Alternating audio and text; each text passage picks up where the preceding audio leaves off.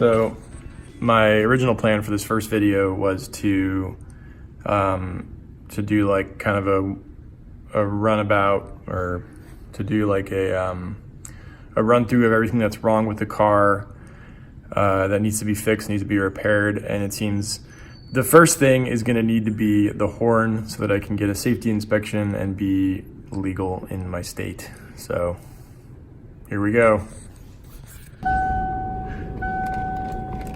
As you can see, this horn does not work.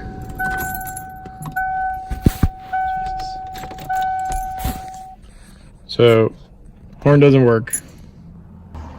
It looks like in the box of parts that I got, there is,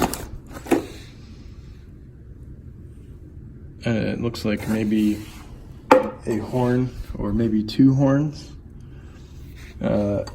Because these definitely aren't tiny twin turbos, although that would be cool.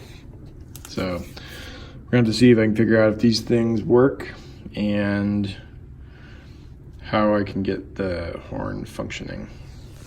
My plan is to, I'm actually getting some help on one of the forums on stangnet.com, which is awesome. Very appreciative of those guys. I'm gonna try to get the horn mounted up and then double check, see if it works, and once it's grounded. And if it doesn't, I have to try to maybe figure out if it's the button or if it's I think there's a relay switch. It seems like the fuses are okay because the fuse for the horn is the same as the fuse for the cigarette lighter, and I've been able to use a cigarette lighter to charge my phone when I was driving. So yeah, so you know, already running into a little bit of a problem, but I'm hoping that I can get this figured out. Hopefully today or tomorrow. If not, then I'm going to be out of town on travel for a couple of weeks, and then I'll have to wait to get it done. There's no beep beep. Ah! What I was procrastinating on troubleshooting the horn problem, but one thing I did do is I got the K&N, performance intake, whatever you want to call it, out of the engine bay, and I put the factory intake back in. It's still got like a stockish paper filter. I think the K&N filter, it's probably not really doing a lot because it's pulling in hot air from the engine bay, and I could probably sell that and then use the money on something else to be more practical.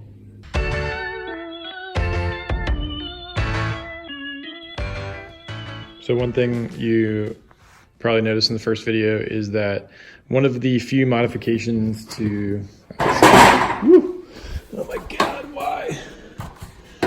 To the Fox body, let me get this out of the way, is an aftermarket K&N. It's supposed to be a cold air intake, but the filter is still in the engine bay, and it's possible it's probably making a little bit more power, and maybe it's making the sound a little bit better. But there are some intake kits that will put the filter in the wheel well, which will actually draw, at least my understanding is it will actually draw more cold air. So my plan is to, I already started to take this off. My plan is to remove this K&N filter and see if I can sell this.